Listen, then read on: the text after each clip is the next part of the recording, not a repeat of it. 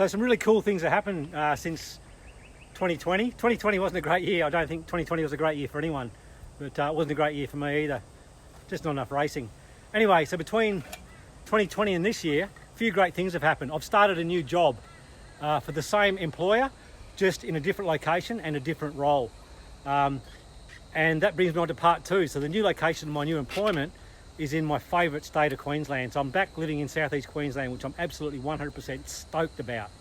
That's really good. Third cool thing that's happened is I'm now got a new sponsor, so I'm riding for Giant, specifically Ashgrove Giant. The boys there at Ashgrove are really sorting me out. I don't have my new race bike yet. That shows up next week. So I'm going to be riding this sick rig here just behind me, which I'm going to do a bit of a test on very shortly at the trails here at Nerang.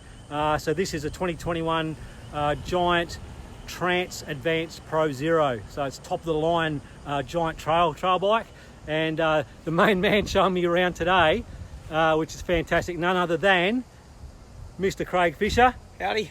So Craig has his own YouTube channel, which I'm sure if you haven't been living under a rock, okay, Flomentum MTB, get onto that channel, like and subscribe. Okay, he's the main man, okay, and he's out here today showing me the secret lines, the tricky secret lines, okay, for tomorrow's Super Enduro here at Nerang.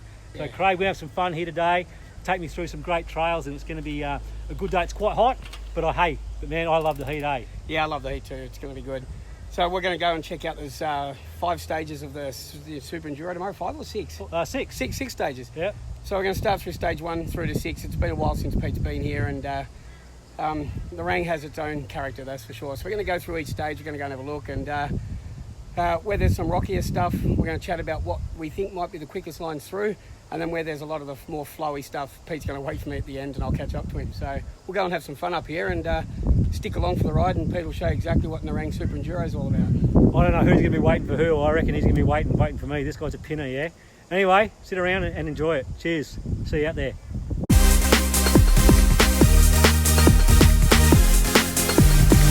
Lift off and the clock has started.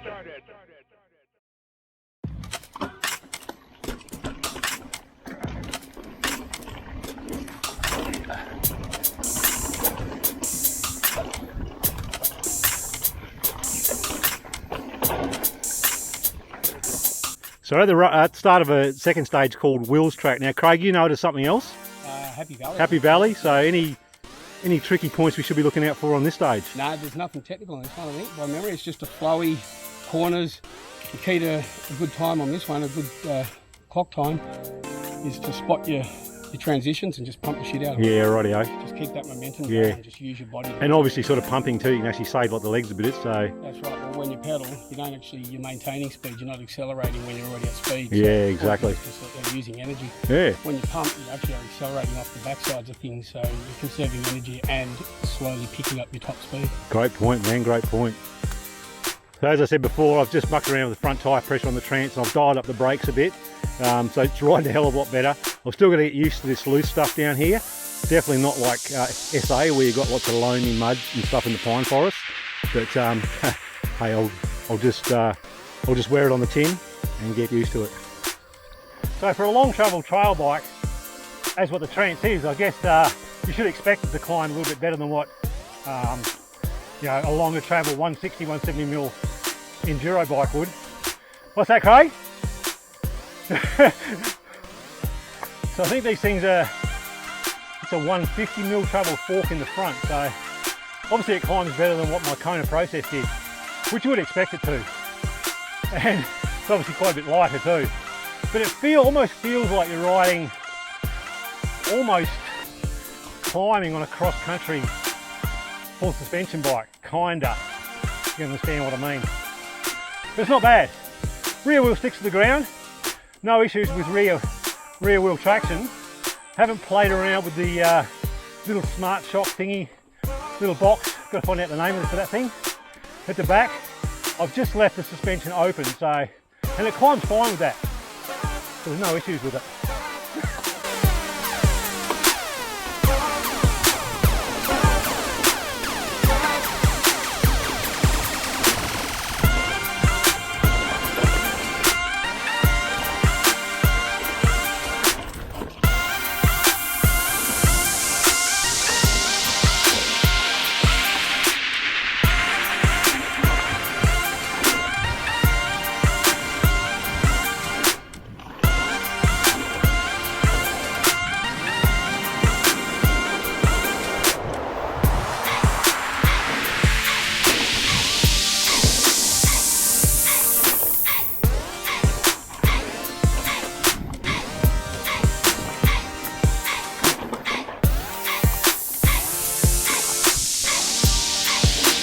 Notice how Craig takes the high line into those corners very early.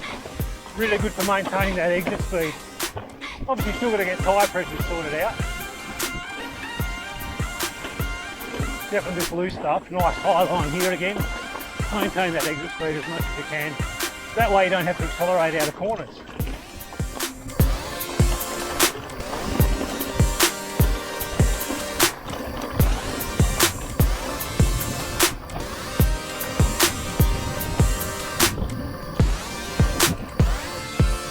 Stage 5 of tomorrow's Enduro. I reckon I got a feeling this stage is going to be dominated by its namesake.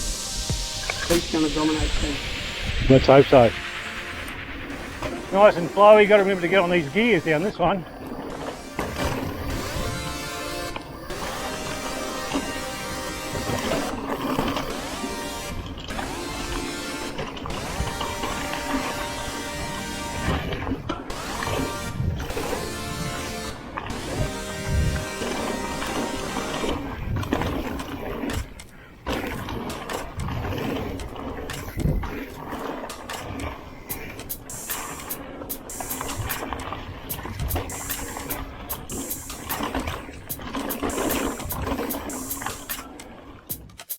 So this is Giant's flagship trail bike, and at a retail price of $11,499. It's not what you call cheap, but it is top of the line, and you do get what you pay for. Up front, Fox 36s running 150mm of travel, and in the rear, Giant's proven Maestro suspension system running another Fox rear shock. Works really well. Both the rear shock and front forks are hooked up to Fox's live valve system, which I didn't muck around with too much. It is very simple to operate, just a simple switch on and switch off, and it has 5 different settings. To get in depth with this would probably take a whole video on its own, and we'll leave that for another time. But it is a very simple system to operate and seems to work well. The drivetrain on this, you're looking at a 12-speed XT shifter, and that's teamed up with a Shimano XT crankset with the MRP chain guide, which is a nice little touch. And on the rear, you're looking at an XTR rear derailleur. So top of the line stuff there. The stoppers on the bad boy, XT Trail, running 4-pot brake calipers with a 180mm rotor on the back and a 203mm rotor on the front. All the other contact points are Giant's home brand stuff like the Romero SL saddle, and works really well. The bike was really playful to ride, and for a shorter travel bike than what I'm really used to riding, I had a lot of fun on it anyway. Sunday's race ended up being quite muddy, as you can see with these pics here. But just the same, the bike handled that perfectly as well. So how'd I go on the race? Well, I didn't do too bad. I had a really good time, and the old boys class I managed to take out the win. Thanks for watching, and we'll see you all next time.